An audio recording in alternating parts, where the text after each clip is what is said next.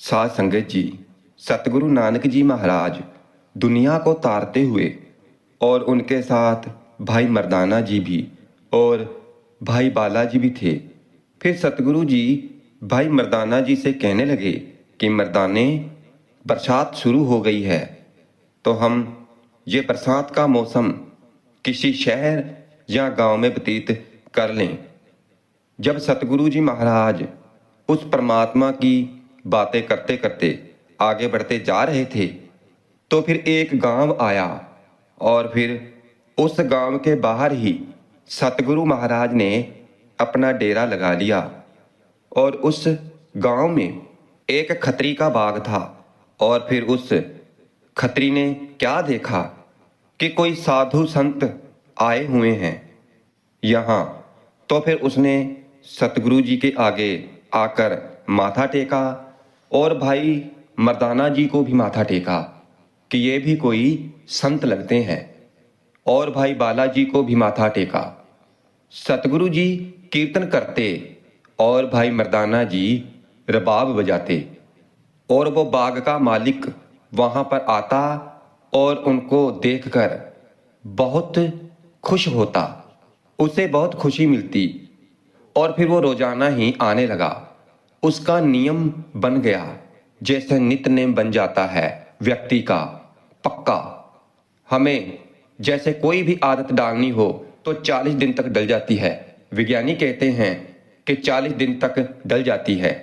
कहते हैं कि अगर 40 दिन हम किसी काम को एक मन एक चित्त होकर करें तो व्यक्ति की आदत बन जाती है, और फिर चाहे गलत आदतें हों चाहे अच्छी आदतें हों, जैसी भी आदतें हों पड़ जाती हैं। तो फिर वो व्यक्ति रोजाना ही सतगुरु जी के दर्शन करने के लिए आता।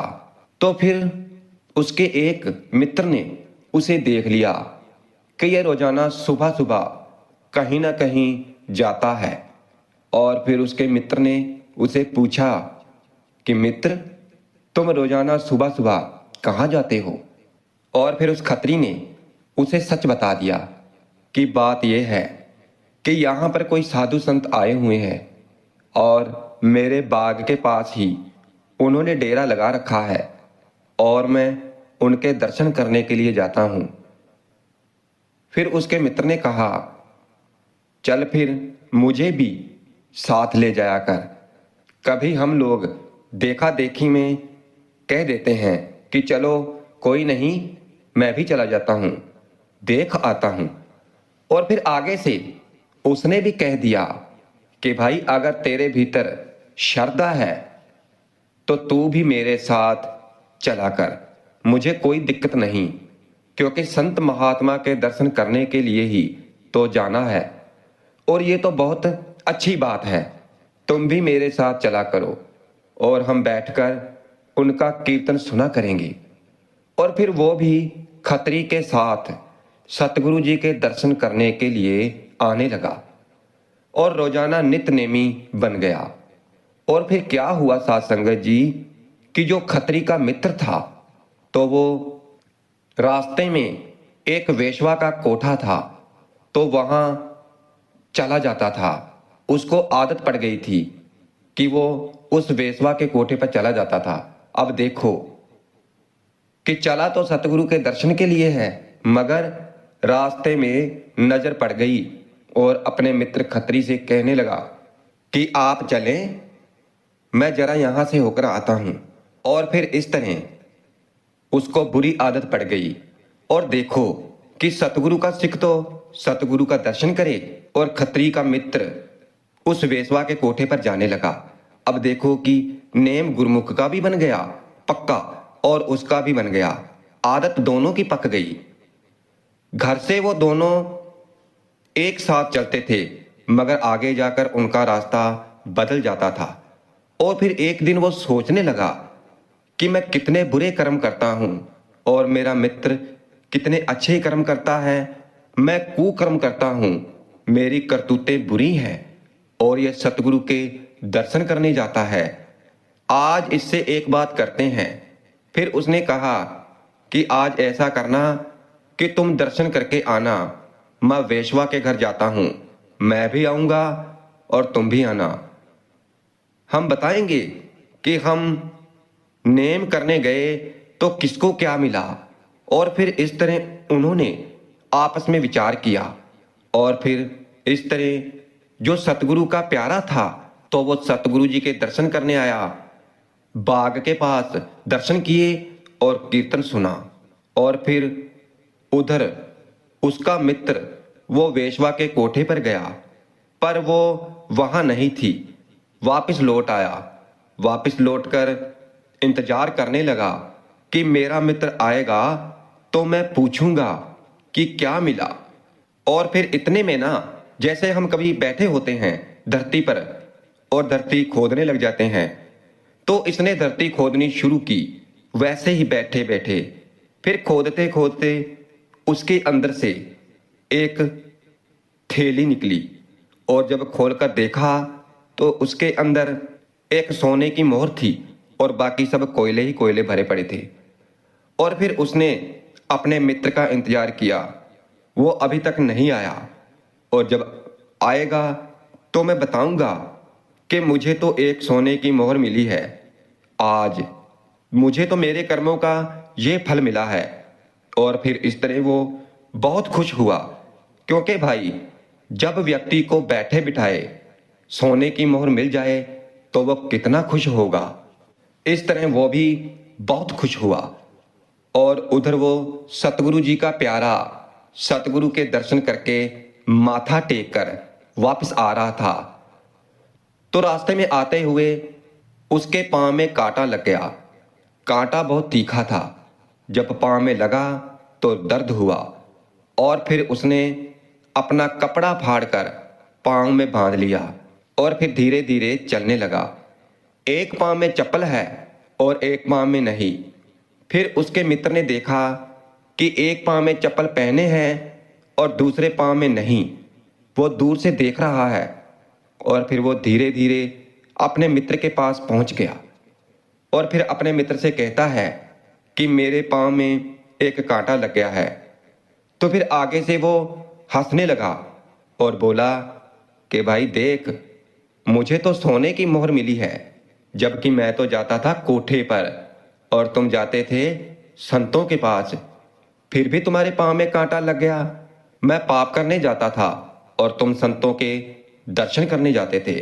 अब देखो कि हमें कर्मों का क्या मिला। इसका मतलब कि बुरे कर्म करने चाहिए। फिर कहने लगा कि संतों के दर्शन करने का क्या लाभ जब पांव में सूल ही लगनी है, और फिर इससे अच्छा तो वेश्वा का संग करना अच्छा है जिससे मोहरें मिलती हैं। और फिर वो जो गुरुमुख था वो उसकी बात सुनकर उदास हो गया और सोचने लगा कि हाँ, बात तो इसकी ठीक है। फिर वो अपने मित्र को कहने लगा कि हम ऐसा करते हैं कि संतों के पास ही चलते हैं, क्योंकि वह ही इसका सही जवाब दे सकते हैं। और फिर इस तरह वो दोनों मित्र सतगुरु नानक जी के पास आए और जो भी उनके साथ हुआ था वो सतगुरु जी को बता दिया। पांव में शूल लगने, उसको सोने की मोहर मिलने का। तो फिर कहने लगे, महाराज हमारी ये दुविधा दूर करें।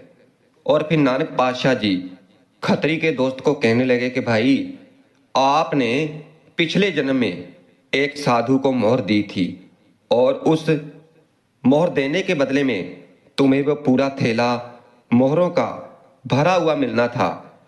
क्योंकि जो भी हम कर्म करते हैं तो वो बढ़ते हैं, फलते हैं और वापस आते हैं।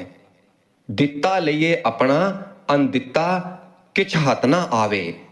जैसे धरती में बीज बीजते हैं तो वो हमें अनंत गुना देकर वापस करती है, इसी तरह हमारा यह शरीर भी धरती है।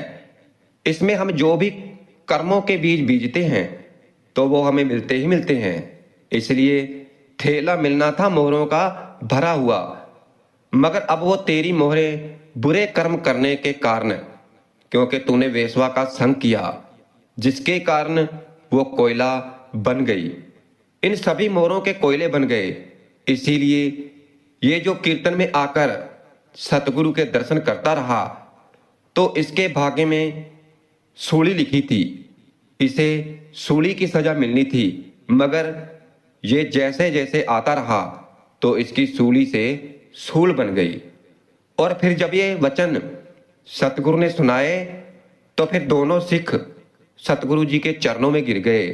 और चरणों में इसलिए गिर गए क्योंकि अंदर की सभी शंका दूर हो गई।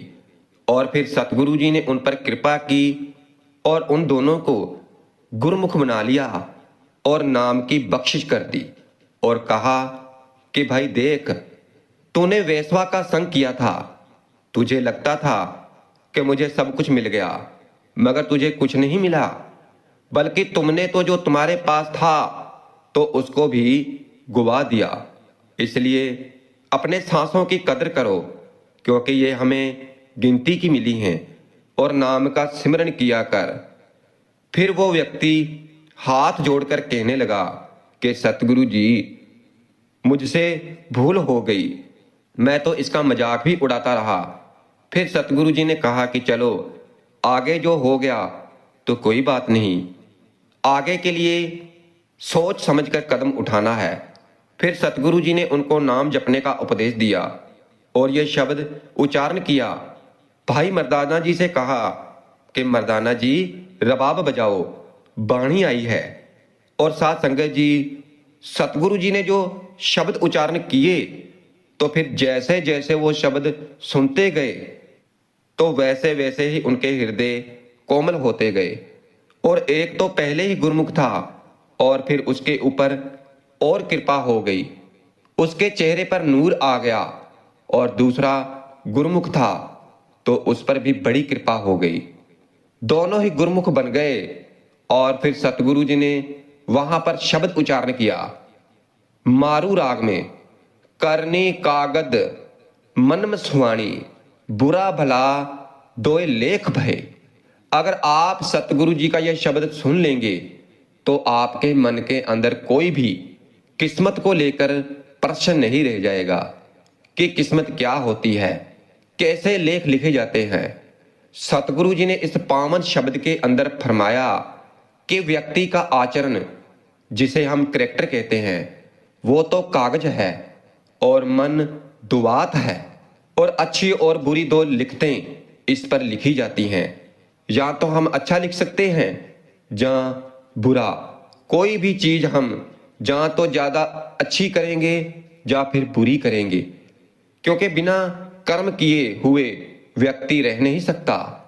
इसीलिए सतगुरु जी ने फरमाया कि हे मनुष्य, तेरा जो ये आचरण है तो ये कागज है और मन दुआत है, और सोच समझकर लिखना इस पर क्या लिखना है। वो अब शब्द सुन रहे हैं मगर उन्हें समझ नहीं लग रही। फिर सतगुरु जी अर्थ भी समझा रहे हैं। ज्यों ज्यों किरत चलाए त्यों त्यों चलिए, त्यों गुण नाही अंत हरे। सतगुरु जी महाराज फरमा रहे हैं कि आप परमात्मा के आगे अरदास करो और कहो कि गुण हमें दे दो, क्योंकि जो गुण हैं तो वो बड़े जरूरी हैं, क्योंकि गुण हमें परमात्मा के पास लेकर जाते हैं। मगर ये गुण हमें मिलते कहाँ से हैं? जब हम उस परमात्मा को याद करते हैं तो उस वक्त हमारे अंदर पैदा होते हैं। हे बावरे मनुष्य, तू अपने मालिक को याद क्यों नहीं करता? हर बिसरत तेरे गुण गा लिया। जैसे जैसे तू परमात्मा को विसार देते हो तो फिर तुम्हारे गुण गल जाते हैं, तो तुम्हारी नेकी खत्म हो जाती है। जाली रेन जली दिन हुआ, जेती घड़ी फाही तेती। सतगुरु जी कहते हैं, देखो भाई, कितनी आश्चर्य कौतक वाली ये बात है। परमात्मा को भूल जाने के कारण व्यक्ति का दिन और रात एक एक सेकंड है। एक एक सेकंड उसके लिए फांसी बन रहा है, उसके गले का फंदा बन रहा है। सतगुरु महाराज कहते हैं क्योंकि ये परमात्मा को भूल चुका है। सतगुरु नानक जी ने जब उन सिखों को समझाया कि उम्र की जितनी भी घड़ियां हैं, जब हम परमात्मा को भूल जाते हैं तो वो सभी की सभी हमें फंसाने वाली फांसी बन जाती हैं। ये सुनकर बड़े हैरान हुए कहने लगे, सतगुरु जी इतना बड़ा राज। सतगुरु जी कहते हैं, हाँ बिल्कुल सच है। रस रस चोग चुगे नित फांसे, फुस मड़े कोवन हानि। आप जी फरमा रहे हैं कि बड़े ही स्वाद के साथ व्यक्ति विकारों के चोग चुगता है और फिर विकारों में और ज्यादा फंसता जाता है। जैसे पक्षी दाना चुगते हैं और फिर कहते हैं कि और चुग ले और चुग ले। मूर्ख मन जो है वो बुरे काम करते हैं तो इसकी खलासी कैसे होगी। जैसे भाई तुम वेश्या के पास जाते थे, तुम उसका संग करते थे, तो तुम्हारी मुक्ति कैसे होगी। तो फिर आप जी कहते हैं कि ये सब तू छोड़ देगा तो सब ठीक हो जाएगा। सतगुरु जी कहते हैं, क्या आश्चर्य, शरीर एक आग की भट्टी है और ये मन उसके अंदर लोहे की तरह है और विकारों की 5 आगें इसे गर्म कर रही हैं। इसलिए मन विच लोग पंच महान, मन विच लोग पंच अगन तित लाग रही। कोयले पाप पड़े तिस ऊपर, मन जलया सन्नी चिंतक होई। गुनाह के कोयले ऊपर डाले जाते हैं, इसलिए मन सड़ गया, फकर चिंता जबर बन गया। और महाराज फरमाते हैं कि भला मनूर कंतन फिर होवे, जे गुर मिले तिनेहा। अगर गुरमुख गुर मिल जाए और वह जलकर कोयला हो चुका हो तो उसे भी सतगुरु जी सोना कर देते हैं। मगर बात तो विश्वास की है। और फिर आखिर में सतगुरु जी ने कहा, एक नाम अमृत ओह देवे। जब सतगुरु जी अमृत रूपी नाम जीव को दे देते हैं, फिर नानक तृष्ट देता, तो फिर जीव विकारों की तरफ से हट जाता है। जो मन रुकता नहीं था ना, ठहरता नहीं था, तो वो एक जगह टिक जाता है। तो यही सतगुरु जी की प्राप्ति हो जाती है।